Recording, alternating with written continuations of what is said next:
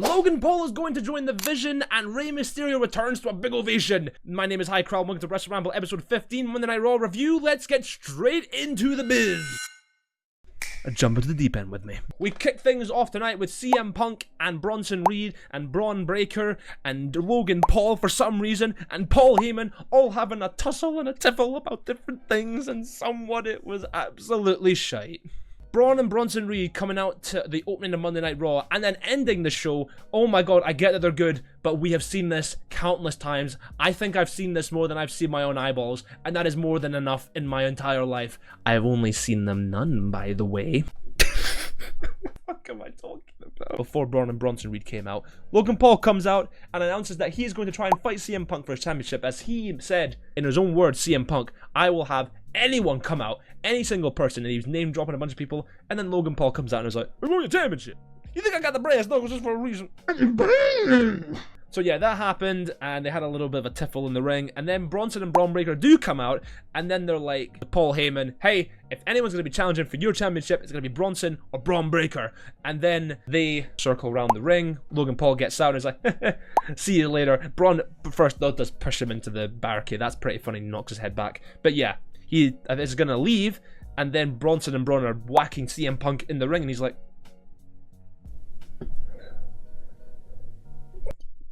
gets back in the ring and helps out CM Punk. Surprisingly, to be honest. Very surprisingly. And then they clear the ring, and then there's a match set up, not with Logan Paul and CM Punk. The main event will be CM Punk and Jey Uso versus Bronson and Braun Breaker.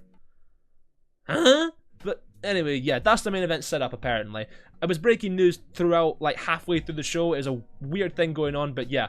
That was the main event set up for the night. But let's get into the next part, which was Stephanie Vaquer and Nikki Bella versus Raquel Rodriguez and Roxanne Perez. Now, Nikki Bella, you're great, just not in ring. I'm not trying to be mean, I'm not trying to be mean. She is a bit older, to be fair, and whatnot, and she is technically a Hall of Famer. So anyway, yeah, they had a little match, tag team match, whatnot. Raquel Rodriguez obviously being pushed as the big bad baddie, and Nikki Bella was trying, and then Stephanie came in, got some good offense on her, did her devil's kiss outside, no, she did it inside the ring, and then outside the ring on the apron. Very nice stuff there. And then it was quite nicely, you know, sticking up for Nikki Bella and whatnot pretty much throughout the match. I don't know, to be honest. It was a boring match, I can't lie. I can't even remember who won, and it was 2 days ago. I can't even remember. Roxanne Perez had a nice pop rocks on Nikki Bella. 1, 2, 3, they win. So this sets up, which means another match for the two of them in probably, I don't know, Survivor Series or something. I don't know.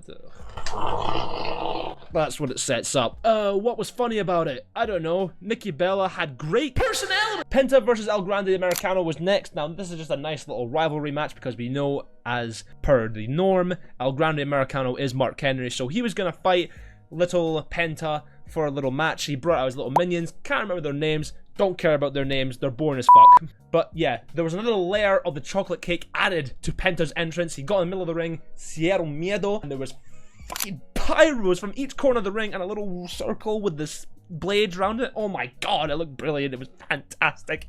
Penta's so great. We all love Penta. Penta's just an amazing human being. But then, yeah, El Grande Americano's little Mexican munchkins did try to interfere throughout the match and tried to make things a little bit disturbing for Penta, but he managed to, you know, get out of their way and make sure that they weren't part of it at all. But one of them did give El Grande the little metal plate in his head for him to use for a little flying headbutt. Whilst he was diving towards Penta, he hit him with a fucking super kick right into the head, which means the metal plate went ding into his head, probably lodged in there pretty good, probably. And then he hit the Mexican Destroyer from the middle rope onto El Grande. 1, 2, 3. Penta wins in spectacular fashion. Tries to get ambushed, but manages to escape, and that is that. Now, what do I think about this match? I think Penta is one of those wrestlers that needs to be archived and put away in a vault, glass case around, a little headlight on, and then just displayed like a fucking collector's item, because he is phenomenal. Not AJ Styles phenomenal. How do you say phenomenal in Mexican? Spanish. Espectacular! Penta is espectacular, and there is nothing great about El Grande Americano, apart from the fact that Ludwig Kaiser or Mark Henry is playing him to an absolute T, though the overall character gimmick is a bit boring. I think personally Penta is going to continue this feud with El Grande, maybe bring some friends along, because Rey Mysterio's back, maybe that could be an idea, I don't know. But it's looking to be that it sets up another match at some point in the future. That was the only thing I could really gather from this. But Penta, you know, obviously every time I see him, man, he's great. And then at some point after the break, Becky Lynch came out and hit a scathing promo on Maxine Dupree, just rinsing her for everything she had, just calling her out on all this sort of thing. And it's not just me saying that, it's Bleacher Report. She had a great line in it. I can't remember what it was, but there was definitely a line where she just said something that was just brilliant. Yeah, honestly, this Becky Lynch is fucking brilliant. Honestly, that promo there, even though it was the quick thing, she's Intercontinental Champion, but every time I see her, I'm reminded of how good she actually is. And as a heel, she is doing the Lord's work. Oh my Christ, she is good. Becky Lynch is so good. She's so good. She is just so amazing. Everything, promo-wise, in-ring-wise. Why is she that good? Seth Rollins probably taught her a thing or two, but man, she has come a long way from Allison Danger, ya divvy knacker ye. But yeah, Becky Lynch, another great promo on Maxine Dupree. Fantastic stuff. We all love Becky. And then Dominic Mysterio comes out and he's going to talk a little bit about his win from Saturday night's main event. Another promo to another promo. It's going quite well, and then all of a sudden you hear the booyaka booyaka 619 man. Rey Mysterio comes back since being injured before the WrestleMania match at WrestleMania 41, and oh my god, he is just the greatest luchador of all time, and I will say that with chest. He is the greatest luchador of all time. There is nothing like Rey Mysterio. There is no one like Rey Mysterio. He is the bread and butter of everything a luchador should be. And yeah, kind of great promo on Dom because he can also talk quite well too. And he hit a dropkick so fast and moved like a fucking bullet to hit a 619 and then I just couldn't believe it. He was moving so quick. He's over 50. He's over 50 years old and he's moving that kind of quickness. It's unbelievable. Oh my god. Rey Mysterio, you are a living legend, and I hope you never retire, because that kind of thing is why you're still here. But yeah, Dominic Mysterio was obviously getting great heat.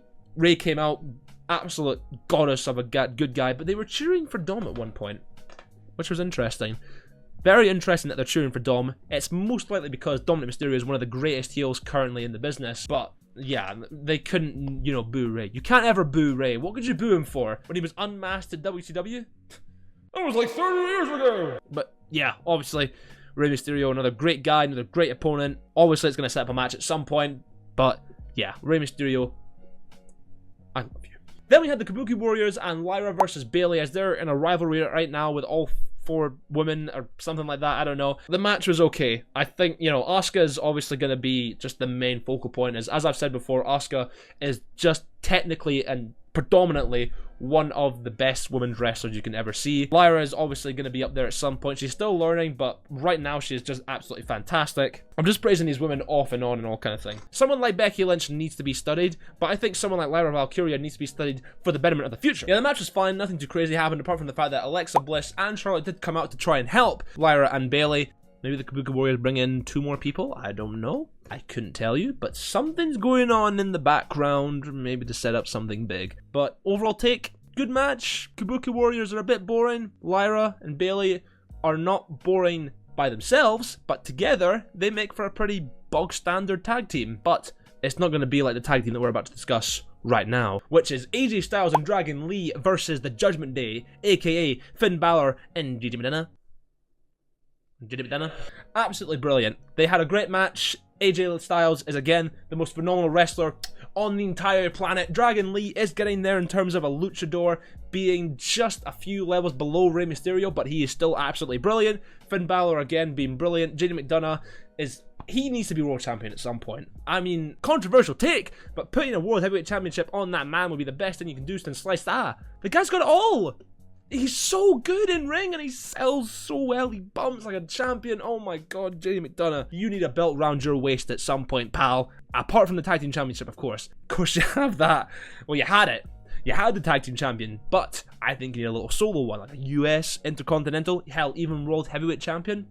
You know, that would be perfect on you, my man. You are, again, a phenomenal wrestler. Because CM Punk, if he can shout you out, I can shout you out too.